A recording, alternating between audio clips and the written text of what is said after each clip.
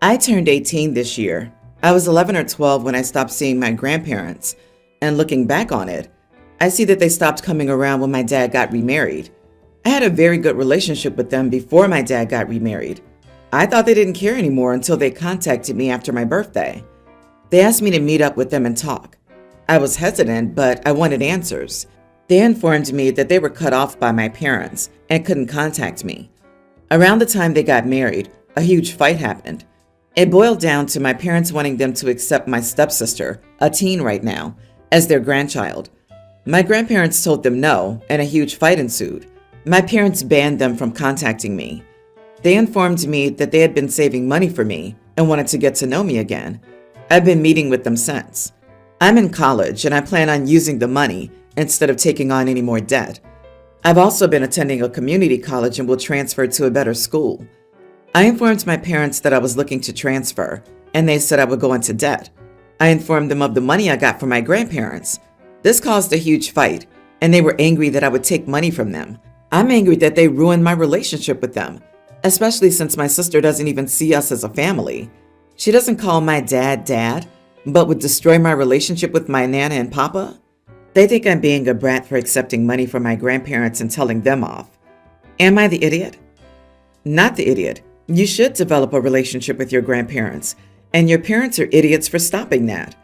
They used you as a pawn to try to convince your grandparents to accept your stepsister. That was unacceptable, but they can't do that anymore. I like that you're avoiding debt, which will help you in the future, but don't discount community college just because you can afford a different school. Your parents didn't ruin your relationship with your grandparents alone. Your grandparents were equally involved in this decision. They decided their hate for your stepsister was greater than their love for you. They could have treated you both the same and kept a relationship with you, but chose not to. Now they're buying your love back with money, which is what most people do who can afford it. I could understand the parents' actions if they were his mother's parents, but these were and are the father's parents. They should have been able and willing to accept their son's stepchild as part of their family. The same goes for stepmom's parents accepting OP. It was wrong for OP's dad to completely cut them off from his grandparents, but I do understand the dad's reasoning. Agreed. It's amazing how quickly OP turned against the people who raised him and is actively running towards the grandparents who chose not to be a part of his life because they gave him money. OP, you are the idiot. Dad did the right thing by protecting the child he had decided by marrying would be part of his family. I also think you would be interrogating the grandparents' motives much more if there weren't a fistful of cash involved. My sister is a young teen, and I'm a teen. My sister's always had issues. She gets bullied in school a lot and has trouble keeping friends. It started when she was a pre-tween, and the one girl who always targeted her was bullying another kid. My sister was next to her in class and didn't lie to the teacher when asked if this girl was being mean. After that, the girl focused on just my sister. This girl has a reputation for being really mean, but she's also pretty popular too. I think after being bullied for so long, it's made her take it out on others. She does it to me. So I think that doesn't help her keep friends. I tried being a supportive sister. I tried to help her socially and to be someone she could talk to, but she expects a lot out of me and gets angry when I can't give it. For example, when she wanted me to spend less time with friends and spend time with her doing stuff she wanted, I always spent time with her, but she reached a point where I was basically meant to hang out with her if she had nobody else to spend time with and never see my friends. Other times she would call me ugly and ask why I was never bullied at school, but she gets bullied every year, no matter what she does. Then she'd go and lie to our parents to get me into trouble so I'd be punished. Lies, like saying I yelled at her because she wanted to talk to me, to say I walked home from school without her. We walked together.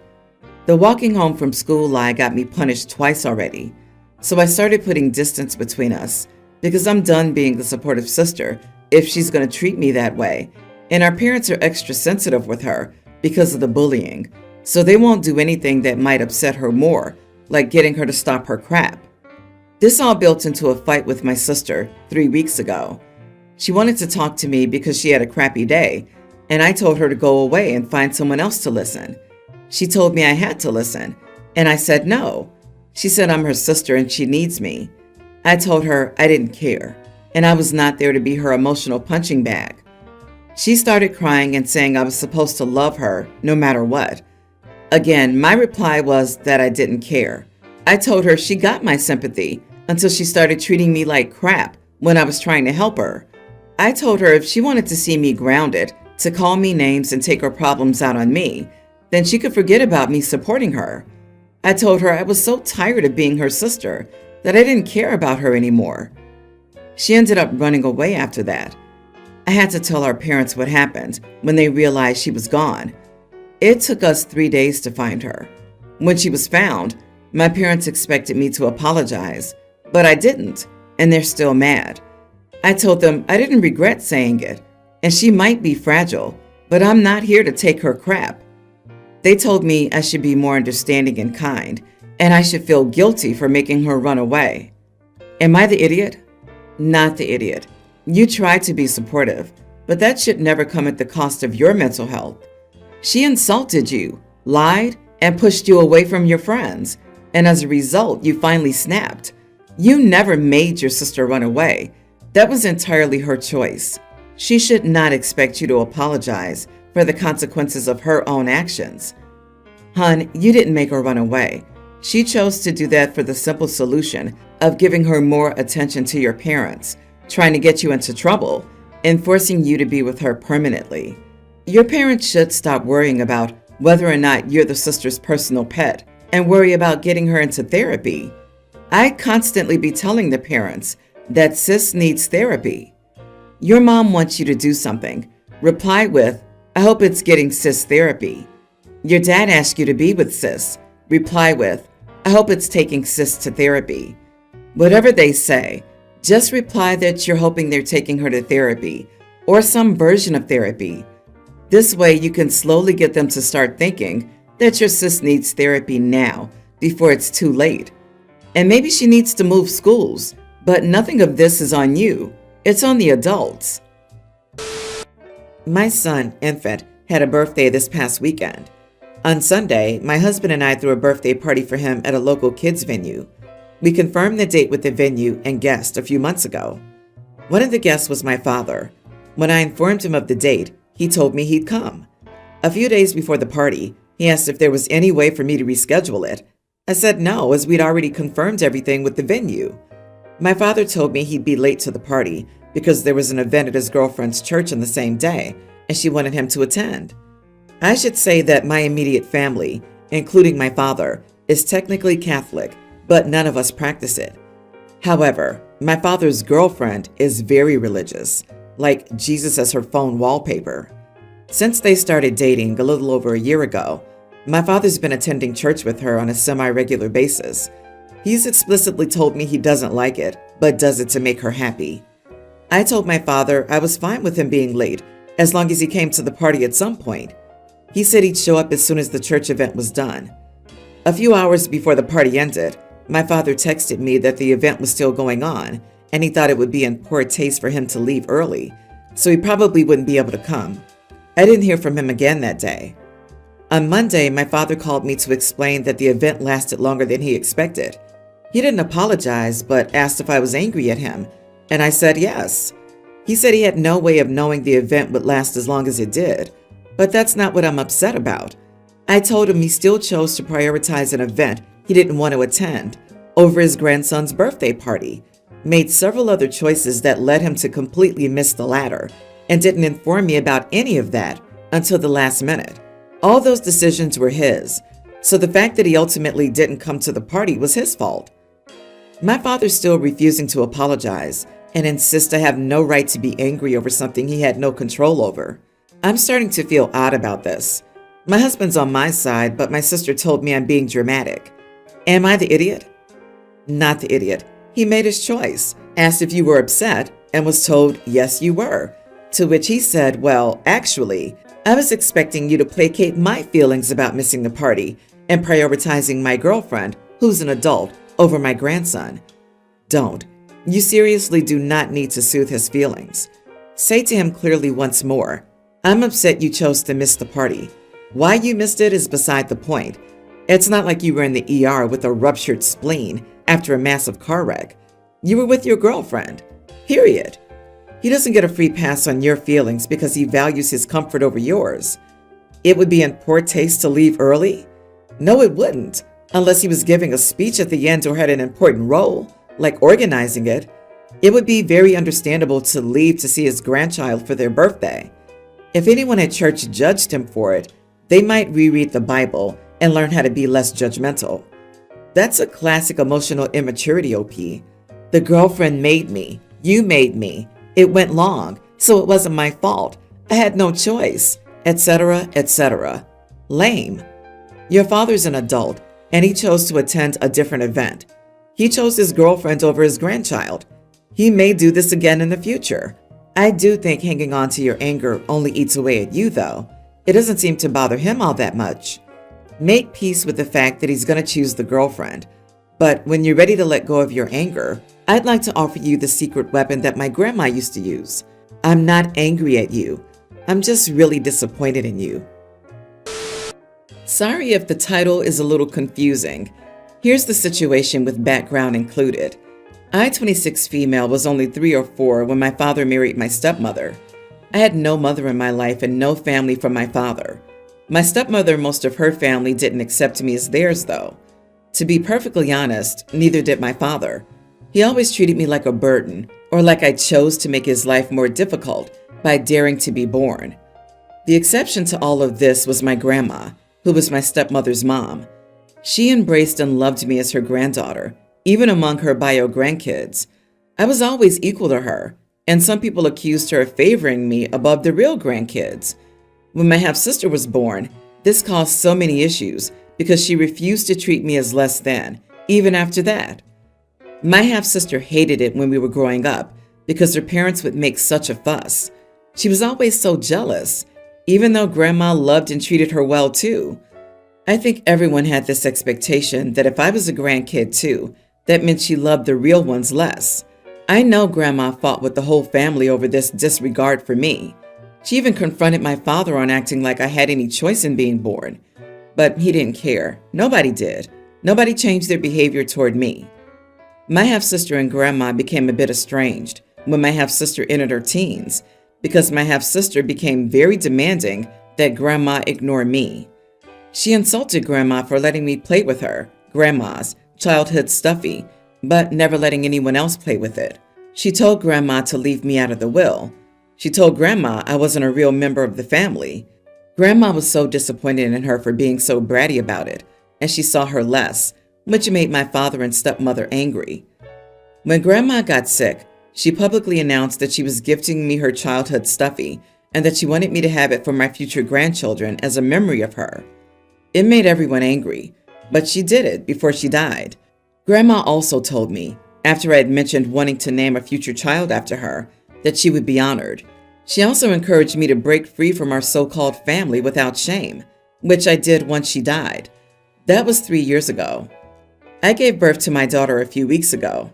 After announcing her birth and name on social media, I had my half-sister, now 20 female, reach out to me through different platforms and through an old number to cuss me out and tell me that I stole the name from her.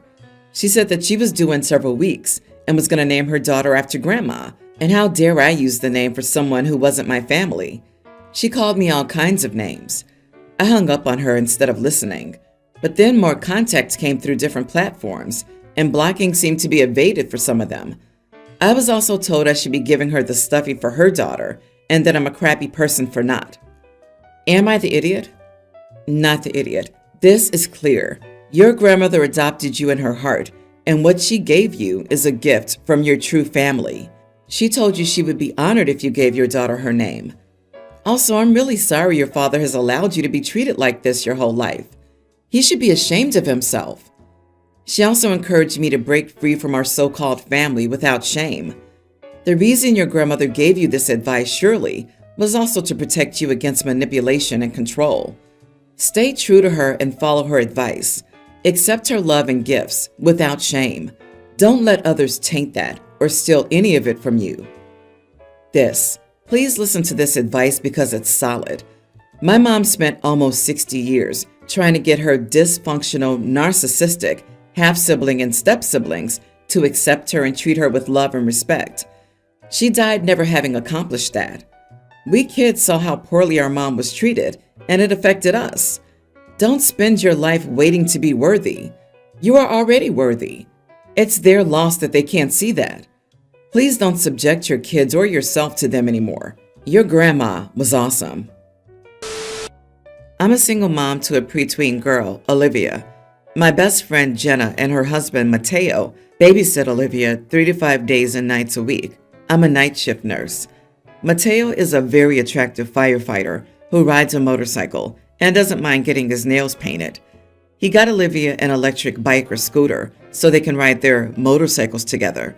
It goes a max of 10 miles per hour. His coworker has a kid a little older than Olivia, so he constantly brings home pretty clothes and toys and princess dresses that she grew out of. Olivia is in love with her Uncle Mateo and is convinced that when she's grown up, she'll marry Uncle Mateo. Jenna and Mateo know about Olivia's crush. She tells Mateo that she'll marry him every time she paints his nails. She runs past Jenna to hug Mateo every time I drop her off. Jenna had an event last weekend, so Olivia spent a few hours alone with Mateo. He decided to take her on a little date, so she put on a pretty dress, he wore a nice shirt and tie, he bought her flowers and a balloon, and they got pizza and ice cream. Olivia's been talking about this date nonstop since then. Another one of my friends was over and Olivia wanted to tell her about her date with Uncle Mateo, and he got her flowers and a heart balloon and ice cream, and that she's going to marry him when she's a grown-up. I sent Olivia to go get her new Moana dress to show her auntie, and while she was gone, my friend told me that it was extremely inappropriate to let Olivia have a crush on a grown man and to let him take her on a date when he knows she has a crush on him. I told her it was a harmless crush. She'll understand that she can't marry him in a few years, and he's the only man in her life, so it's just like a daddy-daughter date. He fills in for every other daddy-daughter event for her anyway. She contacted Jenna to ask if she knew that Olivia wanted to marry Mateo and if she was comfortable with him taking her on a date. Jenna told her to go away, but my friend is still convinced that I'm wrong, and this is putting Olivia in a vulnerable position. Am I the idiot for not doing anything about her crush on her uncle? Not the idiot. This is so cute. What a great role model Mateo is. In a few years, though, Olivia will find this very embarrassing, which will also be very cute. Almost every little girl has a crush on someone or wants to marry them. Unhealthy suppression of emotions is what would be an inappropriate thing to do. I hope you all got a lot of pictures from the date. Frankly, Mateo showed brilliant sense to take her out on a date. People like your other friend would only stir the pot and spread appalling rumors had they been in the home together for a prolonged period. He's a father figure. Many young girls say they want to marry their fathers. It's a harmless thing and shows that she's a well-balanced kid. I might be in the minority, though. You are the idiot. I would not be comfortable with an adult male paying that much attention to my preteen daughter. Spending money on her, doing all those things? Me personally, it would make me uncomfortable. I'm sure he's a great guy who just wants to do nice things for your daughter, but in my mind, there's always the chance of another motive. I'm sure it's going to come across as terrible, which isn't the intention, but it's what I think.